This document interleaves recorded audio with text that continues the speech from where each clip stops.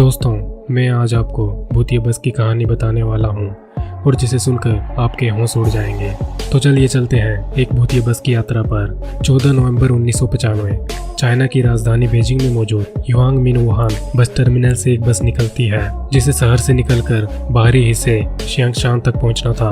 Root number 375 पर चलने वाली ये बस टर्मिनल से रवाना होती है और फिर तेजी से अपनी मंजिल की तरफ आगे बढ़ती है, क्योंकि दिन भर के बाद ये इसका आखिरी चक्कर था और कड़ाके की ठंड और देर रात का समय जिसके चलते सड़क पहले ही वीरान और खाली थी। जिसके बाद ये बस एक के बाद एक स्टॉप पर रुकती है, सवारियों को उतारती है और आगे बढ़ जाती है। लेकिन अभी केवल आधा ही रास्ता पार होता है कि इससे पहले ही पूरी की पूरी बस खाली हो जाती है। बस में केवल अब 2 ही लोग बचते हैं, पहला ड्राइवर और दूसरी महिला कंडक्टर। हालांकि दोनों के लिए एक साधारण सी बात थी जो हर दिन की तरह इस आखिरी चक्कर में होता था, जब पूरी की पूरी बस इसी तरह बीच रास्ते में खाली हो जाती थी, जिसे ये दोनों साथी बिना सवारी शियांगशान टर्मिनल तक अकेले ही लेकर जाते थे। लेकिन 14 नवंबर की रात हर दिन से बिल्कुल अलग थी। वो बिल्कुल भी साधारण नहीं थी। वो बात उन्हें तब पता चलती है जब खाली बस अपने बाकी बचे हुए स्टॉप को पार करने के लिए आगे बढ़ती है। तभी अचानक ही अगले स्टॉप पर एक साथ 4 सवारी खड़ी हुई मिलती है, क्योंकि अब बस का काम ही था अपने रास्ते में आने वाली सभी सवारियों को बिठाना और सवारियों को देखकर बस रुकती है, जिसमें एक कपल और एक बूढ़ी औरत और एक वयस्क लड़का चारों सवार हो जाते हैं। बस टर्मिनल को अभी लगभग 7 स्टॉप पार करने थे जब तक अपनी मंजिल पर पहुंचती। एक बार बस फिर इसे पूरा करने के लिए एक बार बस फिर से चल पड़ती है, जिसके अंदर अब 4 सवारियां 2 स्टाफ सहित कुल 6 लोग मौजूद थे। लेकिन अभी बस ने करीब से 3 स्टॉप ही पार किए होंगे। तभी अचानक अपनी मंजिल से 4 स्टॉप पहले फिर से 2 सवारियां बस स्टॉप पर खड़ी नजर आती हैं। ड्राइवर देखता है और बस को रोक देता है और सवारियां भी बस में चढ़ जाती है। लेकिन जिस समय ये दोनों सवारियां बस में चढ़ती हैं तब अचानक 2 से 3 हो जाती हैं। ये देखकर ड्राइवर घबरा जाता है और वो मन ही मन सोचता है कि वो 2 सवारियां अचानक 2 से 3 में कब बदल गई। ये बात ड्राइवर को समझ नहीं आई और ड्राइवर को ऐसा लगा मानो वो 2 लोग अपने तीसरे साथी को छुपा रहे हों। इससे पहले कि ड्राइवर इस रहस्य में उलझता, उसे ध्यान आता है कि सवारियों को ढो रही बस को सही सलामत मंजिल तक पहुंचाने का काम खुद का ही है, जिसे जल्द से जल्द उसे पूरा भी करना है। इसलिए ड्राइवर तीनों सवारियों से अपना ध्यान हटाता है और अपने काम पर लग जाता है। लेकिन ड्राइवर अब भी बेचैन था कि ये जानने के लिए कि वो तीसरी सवारियों से दिखी क्यों नहीं।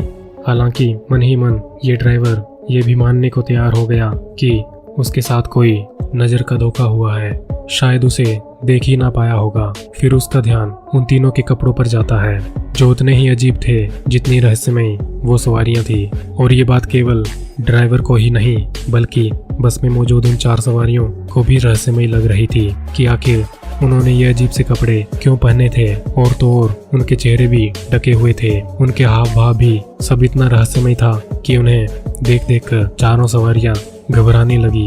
लेकिन ये घबराहट का दौर अभी शुरू ही हुआ था कि अगला स्टॉप आता है और बस में मौजूद कपल भी उतर जाते हैं और अब बस में केवल बूढ़ी महिला और एक लड़का और बस का स्टाफ रह जाता है। बस फिर से आगे की ओर बढ़ती है, क्योंकि 2 मुसाफिर को पहले ही उतार चुके थे। रात का समय भी था और ऊपर से बस की पिछली सीट पर बैठी ये 3 सवारियां भी अजीब सी थी। इसलिए बस में अन्य लोग और भी ज्यादा घबराने लगे, इतने ज्यादा कि बूढ़ी महिला तो बार बार पीछे पलटती और उन्हें ही देखती। और ये सब चल ही रहा था कि तभी अचानक बूढ़ी महिला अचानक से खड़ी होती है और जोर जोर से चिल्लाने लगती है और बस में बैठे उस व्यस्त लड़के से लड़ने लगती है। महिला कहती है कि तुमने मेरा पर्स चुराया है, मैं तुम्हें जेल करवा दूंगी। ये सुनकर लड़का घबरा जाता है कि अचानक उसके साथ ये क्या हुआ। लेकिन बूढ़ी महिला चुप होने का नाम ही नहीं लेती। लड़का बार बार कहता है कि मैंने कुछ नहीं किया, मैं तो चुपचाप अपनी सीट पर बैठा था, मैं तो यहाँ से हिला भी नहीं, फिर भला मैं आपका पर्स क्यों और कैसे चुराऊंगा। लेकिन महिला पर जैसे कोई भूत सवार हो चुका था और वो किसी की कुछ भी नहीं सुन रही थी। यहाँ तक कि बस स्टाफ भी बीच में बचाव के लिए आता है, लेकिन बूढ़ी महिला कुछ भी सुनने को तैयार नहीं होती। महिला कंडक्टर भी बूढ़ी महिला को अलग से ले जाकर समझाती है, लेकिन बूढ़ी महिला एक बात पर अड़ी रहती है कि बस रोको, मैं इसे पुलिस स्टेशन लेकर जाऊंगी और पुलिस में इसकी शिकायत करूंगी। और जब बार बार समझाने के बाद भी महिला नहीं मानती तो आखिरकार बस का ड्राइवर भी पहले तो फालतू की झिकझिक से परेशान होता है और फिर अगले स्टॉप पर बस को रोककर दोनों को नीचे भी उतार देता है। जैसे ही दोनों सवारियां नीचे उतरती है तो ड्राइवर बस आगे बढ़ाता है और चला जाता है। अब उस सुनसान स्टॉप पर बूढ़ी महिला और वो लड़का अकेले रह जाते हैं। लड़का गुस्साता है और पूछता है कि आपकी समस्या क्या है? जब मैंने कोई चोरी ही नहीं की तो इस बात को मानने में तकलीफ क्या है? लेकिन इससे पहले कि लड़के को और ज्यादा गुस्सा आता, अब बूढ़ी महिला कहती है कि तुमने कोई चोरी नहीं की है, ये सब एक नाटक था, वो इसलिए था कि तुम्हारी और मेरी जान बच सके।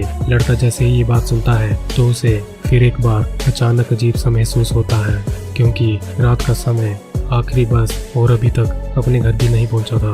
उस पर बूढ़ी महिला की अबूझ पहेलियां। लड़का गुस्सा कर पूछता है कि आपने मेरी जान कैसे बचाई, अब ये भी बता ही दीजिए। हालांकि महिला खुद भी घबराई हुई थी और घबराते हुए बताती है कि बेटा, मुझे अपने साथ तुम्हें भी बस से उतारना था, जिसके चलते उन्होंने ये नाटक रचा ताकि किसी को भी उस पर शक ना हो, खासकर बस में बैठी उन 3 सवारियों को जो इंसान नहीं बल्कि प्रेत आत्माएं थी। वो अजीब से कपड़े पहने हुए 3 सवारियां जिनके नीचे शरीर ही नहीं था, और उसे ये तब पता चला जब अचानक हवा से उनके कपड़े उड़े। तब उसने देखा कि उनके पैर ही गायब थे। ये सुनकर पहले तो लड़के को बूढ़ी महिला की बातों पर यकीन नहीं आया था, लेकिन फिर वो भी मान जाता है, सिर्फ इसलिए क्योंकि वो तीनों सवारियां भी लड़के को बहुत रहस्यमय लग रही थी। जब उसे इस बात पर यकीन होता है तो फिर वो और भी ज्यादा घबरा जाते हैं। तुरंत ही पास के पुलिस स्टेशन पर जाते हैं, लेकिन पुलिस उनकी बात का यकीन करने के बजाय उन पर ही हंसती है। उन्हें ये कहते हुए भगा देती है कि भूत वगैरह कुछ नहीं होते, और 14 नवंबर की वो रात बीत जाती है। लेकिन वो रात अपने पीछे एक ऐसा सवेरा छोड़ जाती है जो चीन के इतिहास का सबसे रहस्यमय दिन बन जाता है, क्योंकि बीती रात जो बस नंबर 375 शियांगशान के लिए रवाना हुई थी, वो बस वहां पहुंचती ही नहीं। जब इस बात का पता डिपो इंचार्ज को चलता है तो वो इसकी शिकायत पुलिस स्टेशन में करता है, क्योंकि लाखों रुपए की सरकारी संपत्ति आधी रात से ही गायब है। लेकिन जैसे ही पुलिस स्टेशन से जो खबर अन्य पुलिस स्टेशन में सर्कुलेट होती है तो इस बात का पता उस थानेदार को भी चलता है जिससे पिछली रात 2 लोगों से रहस्यमय बस के बारे में सुना था। तब तुरंत याद आ जाता है कि वो बूढ़ी महिला और एक लड़का इसके लिए उसे आगाह कर रहे थे, और जब तक इस ऑफिसर को यकीन आता है कि वो दोनों सच बोल रहे थे तब तक बहुत देर हो चुकी थी। और अब और देर ना हो जाए, वो ऑफिसर तुरंत महिला और लड़के से एक बार फिर संपर्क करता है, फिर मामले की जांच में लग जाता है। लेकिन ये बात अब पुलिस तक ही नहीं रहती, बल्कि जैसे ही पुलिस दोनों आम नागरिकों को अपनी जांच में शामिल करती है तो ये बात आग की तरह फैल जाती है, और आग में घी का काम करती है चाइना की स्थानीय मीडिया, जो एक ही दिन में उस रहस्यमय न्यूज को ब्रेकिंग न्यूज में बदल देती है। हर तरफ बस 375 के बारे में बताने वाले 2 लोगों के बारे में चर्चा होने लगती है, और मात्र कुछ ही घंटे बीतते हैं जहां पुलिस को रहस्यमय बस का पता भी नहीं चलता है। उससे पहले ही स्थानीय मीडिया बूढ़ी महिला और लड़के का इंटरव्यू लेती है, उनकी आपबीती बताकर घर घर तक पहुंचा देती है, और रहस्यमय बस का असली सच पता लगाने से पहले ही सैकड़ों अनगिनत सच खड़े कर देती है। कोई बस को भूतिया बताने लग जाता है तो कोई चैनल गायब हुई बस के पीछे एलियन का हाथ बताता है, और कुछ इस तरह से बस के चलने से लेकर गायब होने तक की 50 थ्योरियां बाजारों में आ जाती है। लेकिन सच क्या था ये कोई भी नहीं जानता था, और जो लोग इस बस के बारे में जानते थे उनकी आपबीती कड़ियों को जोड़ ही नहीं पा रही थी। अभी ये सब चल ही रहा था, तब 2 दिन बाद अचानक ही सिटी से 100 किलोमीटर की दूरी पर एक बस बुरी हालत में पाई जाती है, जो कि एक नदी में डूबी हुई थी। पुलिस तुरंत बिना किसी देरी के वहां पहुंचती है और इस बस को नदी से बाहर निकालती है, तो पता चलता है कि ये बस 375 थी जो उस रात से लापता थी, जिसके अंदर 5 लाशें मौजूद थी, एक ड्राइवर की, एक कंडक्टर की और उन 3 संदिग्ध सवारियों की। लेकिन हैरानी की बात तो ये थी कि उन 5 में से केवल 2 ही लाश ऐसी थी जिनकी हालत ठीक थी, और 3 की हालत बेहद ही खराब थी, जो कि बुरी तरह से सड़ भी चुकी थी, जिन्हें देखकर ऐसा लग रहा था कि मानो तीनों लाशें 2 से 3 दिन पुरानी नहीं बल्कि 2 महीने पुरानी हो। इस बात ने सबको डरा कर रख दिया। खैर, डरने की बात भी थी, क्योंकि एक बस जो 48 घंटे पहले गायब होती है, जिसमें 5 लाशें तो मिलती है, लेकिन उनमें से 3 लाशें ऐसी मिलती है जो कि 48 घंटे पहले नहीं बल्कि 48 दिनों पहले ही मर चुकी थी, जिसकी वजह ने ये सवाल खड़े कर दिए कि 14 नवंबर की रात 3 लाशें, यानी यूं कहे कि जिंदा लाशें बस में सवार हुई थी, या तीनों कोई प्रेत प्रेत आत्माएं थी। ये गुत्थी सुलझ भी नहीं पाई थी कि सवाल ये भी खड़ा हो गया कि आखिर बस अपने डिपो से 100 किलोमीटर आगे कैसे चली गई, क्योंकि डिपो के इंचार्ज के मुताबिक उस बस में केवल उतना ही तेल था कि वो लौट कर अपने टर्मिनल तक वापस आ सके। और जब इस सवाल का जवाब मिला तो इस जांचकर्ताओं को केवल डर ही नहीं लगा बल्कि उनकी आत्मा तक कांप गई। उन्हें इस गुत्थी को सुलझाने के लिए बस के फ्यूल टैंक को चेक किया तो उसमें डीजल नहीं बल्कि खून मौजूद था। जी हाँ, बस नंबर 375 के टैंक में खून भरा हुआ था। जब उस समय जिसने भी देखा वो डर के मारे कांपने लगा। लेकिन पुलिस ये भी जानती थी कि बस का रहस्य कितना भी भयभीत करने वाला क्यों ना हो, इस राज से पर्दा तो उठाना ही पड़ेगा, क्योंकि भले ही चाइना जिसे 50 कहानियां बता चुकी थी, लेकिन वे अब भी ये जानने को बेताब था कि बस नंबर 375 के साथ क्या हुआ था, उसकी ऐसी हालत किसने की और 3 लाशें बस में सवार कैसे हो गई। इन सभी सवालों के जवाब ढूंढने के लिए और इस गुत्थी को सुलझाने के लिए पुलिस के पास बस अब केवल एक ही तरीका बाकी था, और वो था बीजिंग सिटी में लगे हुए सीसीटीवी कैमरे, जिनकी मदद से सुराग मिल सकता था। लेकिन पुलिस को तीसरा झटका तब लगा जब उनको कैमरों में सब कुछ देखने को मिला, लेकिन बस नंबर 375 देखने को मिली ही नहीं। वो बस तो उन्हीं रास्तों से गुजर कर गई थी, लेकिन सिटी में लगे हुए एक भी कैमरे में नजर नहीं आई। उसी तरह सबूतों के अभाव से रहस्यमय गुत्थियों के साथ बस नंबर 375 के केस को भी अचानक से ही बंद कर दिया।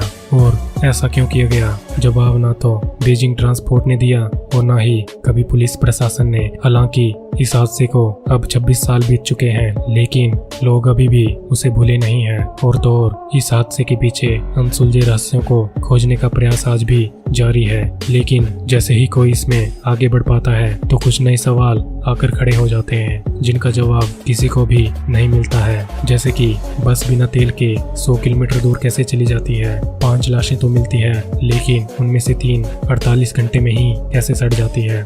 टैंक में खून का होना और सीसीटीवी कैमरे में बस का ना होना, ये सवाल लोगों को उसी मोड़ पर पहुंचा देते हैं जिस मोड़ पर बस नंबर 375 के केस को बंद किया गया था। तो दोस्तों, आपको क्या लगता है बस नंबर 375 के साथ उस रात क्या हुआ होगा?